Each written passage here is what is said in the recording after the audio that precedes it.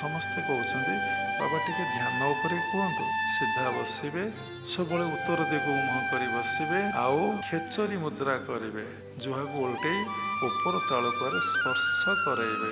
ପ୍ରତ୍ୟେକ କଥାର କାରଣ ଖୋଜିବେ। ଯଦି ପ୍ରତ୍ୟେକ କଥାର ଆପଣ କାରଣ ଖୋଜିବେ ତାହେଲେ ଆପଣ ସାଧନାଟା ଦୀର୍ଘସ୍ଥାୟୀ। ଯଦି କାରଣ ଆପଣ ନ ଖୋଜିବେ, ହ୍ୱାଇ ନ ଲଗେଇବେ, ଆପଣଙ୍କର ଏ ବିଷୟରେ ନଲେଜ ନଥିବ, ଆଜି କରିବେ କାଲି ଛାଡ଼ିବେ। କାହିଁକି ନା ଆପଣ ତ ଜାଣିନାହାନ୍ତି, ଆଉ କରିବେ କ'ଣ? ଯେଉଁଠି ଉପକାର ମିଳେ ଜାଣିଲେ, ଯେଉଁଠି ଗଣ୍ଡେ ଖାଇବାକୁ ମିଳୁଛି, ଭଲ ମିଠା କଥା ମିଳୁଛି, ଟଙ୍କା ମିଳୁଛି, ପ୍ରଶଂସା ମିଳୁଛି, ଲୋକ ସେଠିକି ଦୌଡ଼ିବ ନା ଆଉ।